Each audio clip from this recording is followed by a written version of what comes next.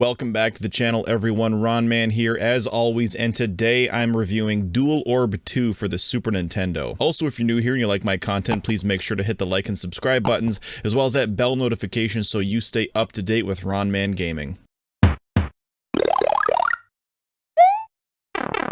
Dual Orb 2 is a JRPG that was developed and published by IMAX for the Super Famicom and was only released in Japan back in 1994. An English fan translation was released back in 2002, and thankfully it is well done. I do happen to be playing this on a reproduction cart on my Super Nintendo. To summarize the story, there's an evil empire named Cardosa who managed to revive an evil scientist. They do this because they want to take possession of the legendary orb and use it for nefarious purposes. At the beginning of the game, several priests just happen to stumble upon a random baby. That baby is Aleph, the main protagonist. During the first 30 minutes of the game, you'll see a young Aleph become friends with the Prince of Garad, whose name is Lagnus. The game then quickly jumps to a time where Aleph and Lagnus are adults who are just starting their quest. I don't want to give too much of the story away, but unfortunately it's really nothing special and is also not told that well. For the most part, people just tell you where to go and what to do. The story overall is not very exciting. As far as gameplay, Dual Orb 2 is a turn-based RPG where you visit different towns and dungeons with a big overworld to explore, although I use the term explore loosely as there's really nothing to discover. Besides the end of the game, your party is never set in stone, as other characters will often join and exit as the story unfolds. Sadly, characters are not customizable. Some characters can cast magic and others cannot. For the characters who use magic, spells are learned at specific levels. You can only equip each character with one piece of armor and one weapon. There are no other equipment like shields, gauntlets, or accessories, which I found to be quite a disappointment. Dual Orb 2 is also very linear. The world is quite empty with really nothing to discover. The dungeons and towns all suffer with this linear design as well, but on the plus side, at least you'll always know where to go as there are practically no distractions from the plot. As far as I could tell, there are no side quests, at least I didn't find any. If you happen to know otherwise, please let me know down in the comments. What is unique about Dual Orb 2, however, is that you can upgrade your weapons. So you may keep one specific weapon throughout the majority of the game, as every weapon is always a viable option. The longsword that you acquire at the start of the game can also be used on the final boss. As a result, Dual Orb 2 does not feature as many weapons as contemporary RPGs. Each weapon can be upgraded at a blacksmith to a maximum of plus 20. Keep in mind that this can be very costly, but you'll absolutely want to fully upgrade, as once you've maxed out a weapon, you can then use that weapon's unique ability, which is referred to as a tech. Techs are only used in battle and deal major damage, but only when you're close to death while your HP is in the red. Think of techs like limit breaks. Speaking of battles, they're competent, though also kind of basic. Besides using techs, you can attack, defend, use magic, run, and change positioning. There's also an auto battle function. There's an option in the menus to adjust the setting of auto battle should you choose it. For example, you can adjust the frequency of how often your characters use healing items, healing spells, or attack items or spells. You can even turn all those variables off completely to make your party only attack with their weapons. One thing about the battle screen I don't like is that they don't show you your party's HP while selecting a spell. Sometimes I'd forget who needed healing and then would have to back out just to check again, which I thought was stupid. I also don't like that they don't show you your total HP and the HP you have remaining, so I couldn't tell how low the HP really was. They may have 4,000 hit points left, but out of what? Not a major problem, but for 1994, you'd think the developers would have known better. In Dual Orb 2, your characters move very fast and can even move diagonally, which is great, but like a double-edged sword, this nice quality of life feature also makes the encounter rate feel very high. You may be able to move about 10 steps, but because you move so fast, you're getting into battles every 1.5 seconds, roughly speaking. I'll show you an example of what I mean. I will cut all the battle footage and only show you the dungeon footage so you'll see how quick and frequently battles occur.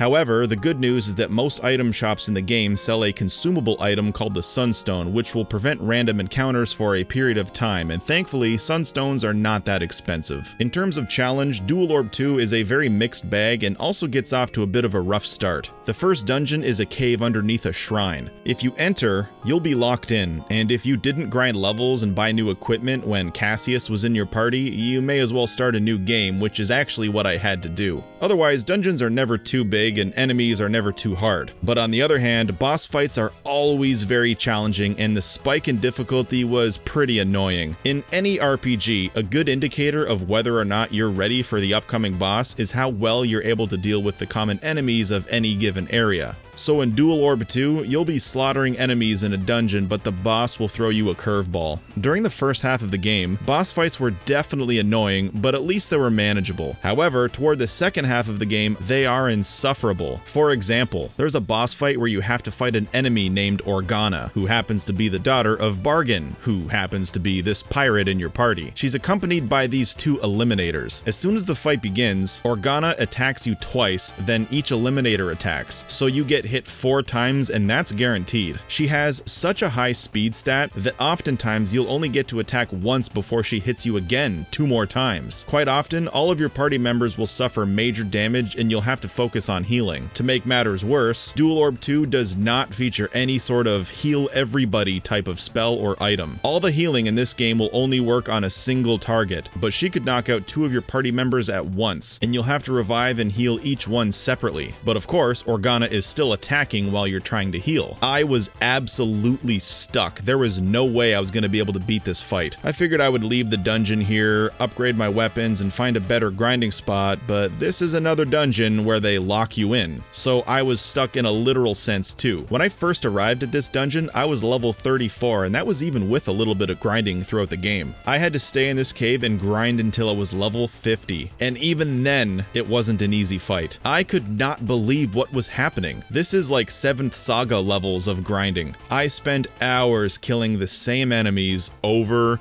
and over.